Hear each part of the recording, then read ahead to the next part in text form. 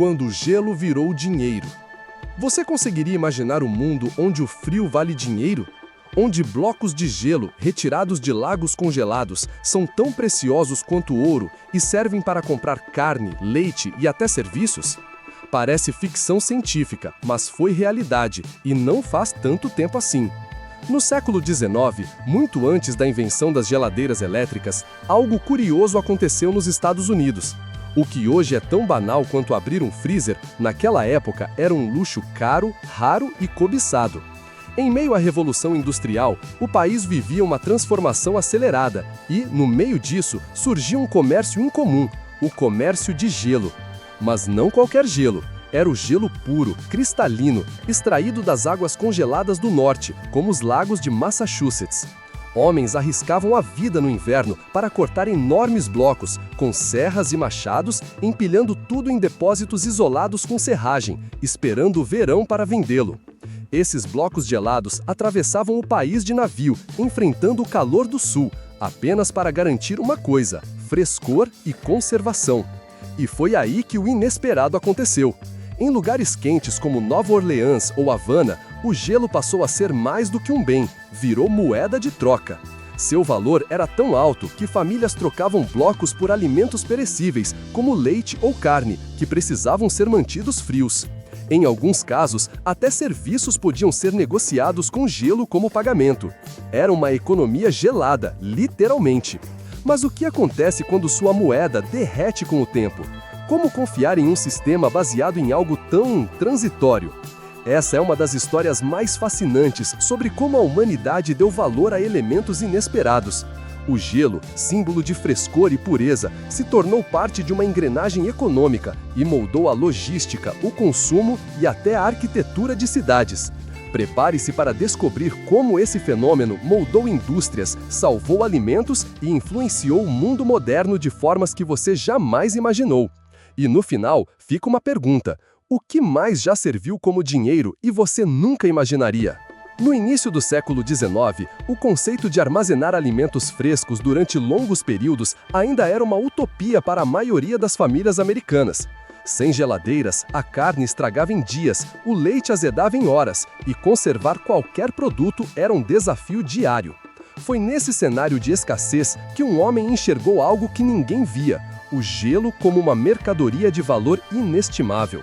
Esse homem se chamava Frederick Tudor, um jovem de Boston, que em 1806 teve uma ideia aparentemente insana: vender gelo tropical. Mais especificamente, extrair gelo dos lagos congelados da Nova Inglaterra durante o inverno, armazená-lo em embarcações e transportá-lo até as regiões mais quentes do mundo. Seu primeiro destino? O Caribe. A reação inicial foi de zombaria. A imprensa o chamava de louco. Vai vender gelo para os trópicos? E como pretende evitar que ele derreta no caminho? Diziam os céticos. Mas Tudor não se intimidou. Ele aperfeiçoou técnicas rudimentares de isolamento usando serragem, um subproduto barato das serrarias da região, e desenvolveu navios com compartimentos refrigerados artesanalmente. Surpreendentemente, funcionou. Em sua primeira expedição, embora tenha perdido parte da carga, Tudor chegou a Havana com blocos inteiros de gelo intactos, algo impensável para a época. A elite cubana ficou maravilhada com a novidade. O gelo não apenas refrescava bebidas e conservava alimentos, ele também simbolizava luxo, sofisticação e modernidade. O sucesso inicial impulsionou uma nova indústria nos Estados Unidos. Em pouco tempo, a extração de gelo natural virou uma atividade frenética. Nos invernos rigorosos de Massachusetts e Nova Hampshire, dezenas de trabalhadores cortavam blocos de até 100 quilos sobre o gelo espesso dos lagos. Eles usavam serras manuais, trenos puxados por cavalos e, mais tarde, trilhos improvisados para acelerar o transporte até os portos. O gelo era empilhado em depósitos isolados com camadas grossas de serragem, onde podiam durar meses inteiros sem derreter. A eficiência desse sistema permitia que, mesmo no auge do verão, os blocos chegassem ao sul dos Estados Unidos, América Central, Índia, Brasil e até Austrália. Com o aumento da oferta e da demanda, o gelo deixou de ser um artigo apenas da elite e começou a circular entre comerciantes locais e famílias urbanas. Em regiões onde o calor era implacável e a refrigeração inexistente, ele se tornava um item tão necessário quanto pão e água. Surgiram pequenas economias paralelas em torno dele. E, surpreendentemente, transações comerciais passaram a ser feitas com gelo como forma de pagamento. Era o nascimento de uma moeda perecível, moldada pelo frio e derretida pelo sol, uma ideia que só poderia florescer num tempo onde a inovação era sinônimo de risco e coragem. À medida que o comércio de gelo se expandia, suas implicações econômicas e sociais se tornavam ainda mais profundas. O que começou como uma excentricidade de Frederick Tudor virou uma indústria global bilionária. Cidades inteiras começaram a depender do gelo natural para preservar alimentos, abastecer hospitais, conservar cadáveres e até garantir o funcionamento de restaurantes e bares de luxo. No sul dos Estados Unidos, o gelo transformou o cotidiano. Em cidades como Nova Orleans, Charleston e Savannah, o calor intenso fazia do gelo um bem quase sagrado. Era comum que blocos de gelo fossem trocados diretamente por carne fresca, laticínios e até serviços manuais. Nas áreas mais pobres, pequenos comerciantes vendiam cubos por peso, como se fossem pedras preciosas perecíveis. Hospitais começaram a requisitar carregamentos regulares para manter pacientes em estado grave resfriados e evitar infecções. O gelo virou, literalmente, um insumo vital, e isso o elevava à categoria de moeda funcional. Seu valor estava associado não apenas à escassez, mas à função social e sanitária que exercia. Com o aumento do consumo, novas rotas comerciais internacionais foram estabelecidas. Tudor e seus concorrentes passaram a exportar gelo dos lagos americanos para a Índia Britânica, o Brasil Imperial, a Austrália e até para colônias africanas. Em Calcutá, por exemplo, os blocos eram recebidos com festivais. O gelo era armazenado em casas de gelo subterrâneas que usavam princípios de ventilação natural para retardar o derretimento. Mas, como toda revolução, essa também enfrentaria o seu inverno. O primeiro sinal de mudança veio com o surgimento de máquinas de gelo artificial no final do século XIX. Em 1851, o inventor John Gorrie já testava métodos mecânicos de refrigeração, buscando produzir gelo localmente, sem depender dos lagos congelados nem de longas rotas marítimas.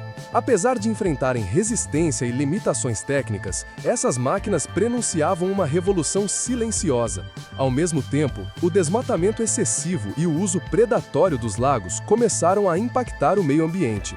Os invernos menos rigorosos, em algumas regiões, dificultavam a extração de gelo natural em quantidade suficiente. A combinação entre o avanço tecnológico e os desafios logísticos começava a ameaçar a hegemonia da indústria do gelo. A substituição foi gradual. Nas grandes cidades, fábricas de gelo passaram a produzir blocos artificialmente. Os antigos cortadores e transportadores de lagos viram seu ofício desaparecer. O que antes valia como ouro, agora era fabricado em massa com motores e fluidos químicos. Contudo, os impactos deixados pela economia do gelo natural foram permanentes. Ela influenciou a construção de casas com porões refrigerados, a logística de alimentos perecíveis e até a mentalidade de consumo moderno. O gelo ajudou a criar o conceito de frescor, conforto e conservação, pilares de toda a sociedade urbana contemporânea. E pensar que, por décadas, o valor do frio foi tão alto que se podia literalmente comprar um jantar com um pedaço de gelo. Durante décadas, o gelo moldou comportamentos, negócios e até culturas. Foi símbolo de status, ferramenta de sobrevivência e dinheiro vivo. Ou melhor, dinheiro que derretia nas mãos. Hoje, ao abrirmos a porta de uma geladeira ou ao pegarmos gelo no supermercado, raramente pensamos no esforço, no risco e no engenho que foram necessários para tornar o frio algo acessível. Mas o episódio do gelo como moeda não é apenas uma curiosidade do passado. Ele revela algo mais profundo: a capacidade humana de atribuir valor ao efêmero, de transformar um recurso natural em peça central da economia, da saúde e do cotidiano. O gelo foi uma revolução invisível, silenciosa como a água, mas poderosa o suficiente para mover navios, criar empregos e inspirar tecnologias. A história também nos ensina que nem todo dinheiro precisa estar estampado em papel ou fundido em metal. Ao longo do tempo, usamos sal, conchas, penas, cigarros, pedras e sim, gelo como formas de pagamento. A moeda, no fim das contas, é uma convenção social baseada na utilidade, escassez e confiança. Quando essas três condições se alinham, qualquer coisa pode virar dinheiro, até o frio. E pensar que tudo começou com um jovem visionário chamado Frederick Tudor, que ousou vender inverno para os trópicos. Ridicularizado no início, ele acabou criando uma rede global que redefiniu hábitos alimentares, influenciou a medicina e antecipou o que seria a revolução da refrigeração. Hoje, vivemos numa era onde o gelo é produzido em segundos, em qualquer parte do mundo. Mas será que ainda entendemos o verdadeiro valor das coisas? Aquilo que hoje é abundante já foi raríssimo, e o que consideramos descartável, em algum momento, foi essencial para a sobrevivência humana. A economia do gelo nos mostra que o valor está nos olhos de quem precisa. Nos trópicos escaldantes do século XIX, o frio era um luxo. Nos centros urbanos, era uma necessidade. E em meio a tudo isso, o gelo virou moeda, não porque era frio, mas porque era valioso, útil e perecível. Ele representava o controle sobre o tempo, o alimento, a saúde, representava poder. Agora me diga, o que será que estamos usando hoje como moeda, mesmo sem perceber? O que estamos valorizando, acumulando, trocando e que, talvez, no futuro, será tão banal quanto um cubo de gelo? Se você gostou dessa história e quer conhecer outras formas inusitadas de dinheiro ao longo dos séculos, não esqueça de deixar o like, se inscrever no canal Mundo Enriquecedor e ativar o sininho. Tem muito mais vindo por aí, moedas de sal, tributos medievais absurdos, economias baseadas em conchas e até um povo que usava pedras gigantes como dinheiro. E você, já usou ou viu alguma moeda inesperada? Deixe seu comentário aqui embaixo, quem sabe sua história aparece no próximo vídeo.